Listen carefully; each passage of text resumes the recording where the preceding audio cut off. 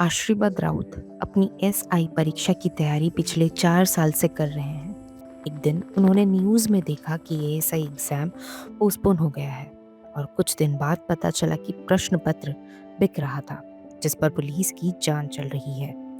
उनके जैसे ना जाने कितने बच्चे प्रतियोगी परीक्षाओं के लिए सालों से तैयारी कर रहे हैं, उस एक दिन के लिए जिसके लिए वे दिन रात मेहनत करते हैं। पर कभी परीक्षा प्रश्न पत्र लीक हो जाता है, तो कभी परीक्षा स्थगित हो जाती है, तो कभी परीक्षा घोटाला सामने आता है। सिर्फ सब इंस्पेक्टर परीक्षा की बात नहीं कर रहे हैं, उड़ीसा राज्य सरकार की कई परीक्षाओं में पिछले कुछ सालों से ऐसे मामले हो रहे हैं। बच्चों से पैसे लेकर जॉब्स देते हैं। जो लोग तैयारी कर रहे हैं उन्हें बहुत मुश्किलों का सामना करना पड़ता है। जो समय देते हैं पढ़ने को, सब व्यर्थ हो जाता है। गरीब धरण रहुଛି ତ ସେମାନେ ଯେ ସମୟ ଦଉଛନ୍ତି ପଢିବା ପାଇଁ ତ ସେଥିରେ ପ୍ରୋବ୍ଲେମ ହଉଛି ପିଲା ଏଥର ଏକ୍ସାମ ଡେଟ୍ ଆସୁଛି ତାପରେ एक बार एग्ज़ाम की डेट ନା आती है, କଣ पोस्टपोन हो जाती है। ଯୋଉ क्वेश्चन किस पेपर लिए? लीक ହେଲା ବୋଲି पेपर लीक हो ପୁଣି गया है। ଆଉ ଥରକୁ ସେଇ जो ଡେଟ୍ ପାଇଁ हुआ, ଗୋଟେ ପିଲା नेक्स्ट टाइम ମାଇଣ୍ଡ के ସେଟ୍ लिए କରିଥିବ कोशिश ହଁ ହଉ करते हैं। ଛାଡ ଯାହା ବି ହେଲା फिर वैसे ନେକ୍ସଟ ही ଥରକୁ पेपर ପୁଣି लीक ପଢିବା होता ପାଇଁ है तो बच्चों ଚେଷ୍ଟା के କରୁଛି दिमाग ଦେନ୍ में ତାପରେ टेंशन ପୁଣି रहता ଡେଟ୍ है। ଆସିଲା ପରେ ପୁଣି ପ୍ରିପାରେସନ ହେଲା ପରେ ପୁଣି ଆଉ ଥରେ ହଉଛି ନା କଣ age age criteria criteria age criteria तो सरकार ने एक गवर्नमेंट लिमिटेशन तो रखा है, निजे पर रखुची बार बार लिमिटेड ऐसे रखुची होने से तो उम्र भी एमती बढ़ती हेले जा एज रही भी है। बढ़ी बढ़ी जाଉଛି ऐसे होने से ଯେହେତु ତାର वह पेपर देने ସେଇ के लिए पेपर एलिजिबल ଦବାକୁ ବି नहीं ସେ होगा। ଏଲିଜିबल ହବନି। कौन ना हमें चाहूँ हम लोग चाहते हैं कि जो भी एग्ज़ाम हो अच्छे से हो, पारदर्शिता के साथ और जल्दी हो।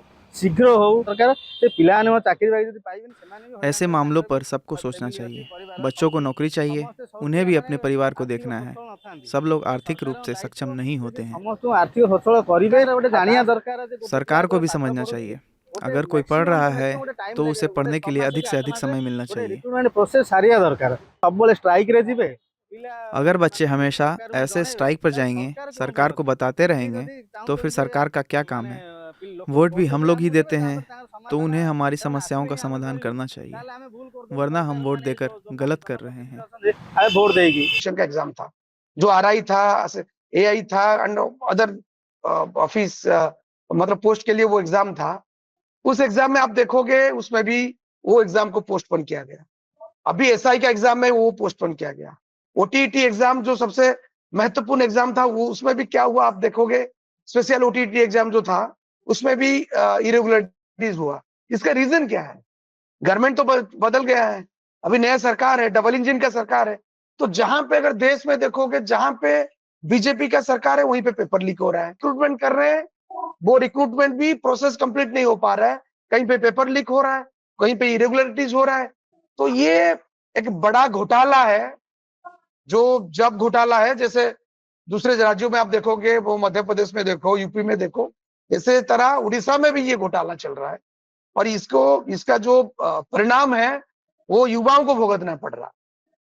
सरकार में तो मंत्री गेस्ट फैकल्टी गेस्ट मंत्री होके नहीं चला रहे हैं, सरकार में तो वो परमानेंट मंत्री हो जाते हैं। मुख्यमंत्री तो परमानेंट बनते हैं, मतलब जो 5 साल के लिए सरकार चुन के आते हैं वो तो मंत्री बनते हैं। तो आप गेस्ट मंत्री बना के चला सकते हो थोड़ी ना। तो ऐसे कैसे आप युवाओं के साथ खेल सकते हो, उनके कैरियर के साथ। पिछले सरकार में भी वही चीज था, ना परमानेंट जॉब था, आउटसोर्सिंग में जॉब चल रहा था, शौचालय से लेकर सचिवालय तक। अभी भी वही सिस्टम चल रहा है, परमानेंटली ना कोई जॉब है, जॉब क्रिएशन नहीं, एम्प्लॉयमेंट जनरेशन के लिए ना कोई उनके पास ठोस कोई एजेंडा है। उड़ीसा में पिछले कुछ सालों से भर्ती परीक्षाओं का हाल लगातार बिगड़ता ही जा रहा है। कभी कोविड के कारण तो कभी साइक्लोन दाना के वजह से परीक्षाएं बार बार स्थगित या रद्द की जा रही हैं।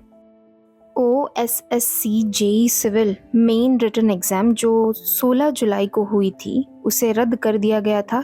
नई परीक्षा 3 सितंबर को आयोजित की गई और इसकी प्रोविजनल आंसर की 6 सितंबर 2023 को जारी की गई। वहीं OPSC Odisha civil service preliminary exam 2023 जो 27 अक्टूबर को होनी थी, लेकिन साइक्लोन दाना की वजह से इसे 23 अक्टूबर तक टाल दिया गया। बाद में परीक्षा 15 दिसंबर 2024 को हुई और परिणाम 7 फरवरी 2025 को घोषित की गई। इसी तरह सेवक सेविका और आदिवासी भाषा शिक्षक पदों की प्रिलिमिनरी परीक्षा जो 18 जुलाई 2025 को होनी थी, अनिवार्य परिस्थितियों के कारण स्थगित कर दी गई। बाद में इसे दोबारा आयोजित किया गया और 13 अक्टूबर 2025 को इसके प्रोविजनल रिजल्ट आए, जबकि मेंस एग्जाम की तारीख 14 नवंबर 2025 तय की गई है। स्पेशल OTET 2025 पेपर 1 और पेपर 2 जो 20 जुलाई को होनी थी, उसे भी अगली सूचना तक स्थगित किया गया था। अब यह परीक्षा 27 सितंबर को हुई और उसकी आंसर की भी जारी हो चुकी है। CGLRE स्पेशलिस्ट 2024 जो 21 सितंबर 2025 को होने वाली थी, वह हाईकोर्ट के ऑर्डर से स्थगित कर दी गई है। Preliminary examination RI ICDS supervisor, ARI अमीन और SFS संयुक्त भर्ती परीक्षा 2023 जो 20 सितंबर 2024 को होनी थी, उसे अब 8 अक्टूबर 2025 से लेकर नवंबर 2025 के तीसरे सप्ताह तक दोबारा आयोजित किया जा रहा है।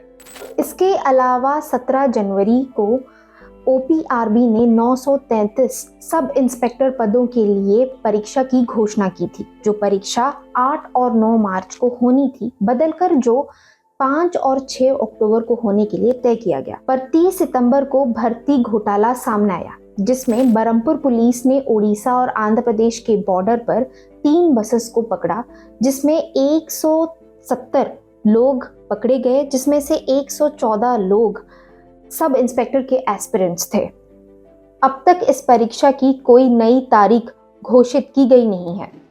CGL स्पेशलिस्ट की पोस्ट निकाला था, 2 दिन पहले एग्जाम कैंसिल हो गया। SI में भी वही हुआ। SI में बहुत सारे दलाल भी पकड़े गए हैं। दुख की बात यह है कि ओडिशा एंट्रेंस एग्जामिनेशन की कोई भी निरंतरता नहीं हो पा रही है। 3-4 साल से तैयारी कर रहा हूँ। कॉम्पिटिटिव लाइफ में बहुत सारे स्ट्रगल हैं। पढ़ने के दौरान जब एग्जाम बंद हो जा रहा है तो इसका मानसिक प्रभाव भी पड़ रहा है। ଯେତେବେଳେ ପରୀକ୍ଷାର୍ଥୀର ଗୋଟେ ମାନସିକ ଭାବେ କୋଉଠି ନା କୋଉଠି ତାର ଭାଙ୍ଗି ପଡୁଛି।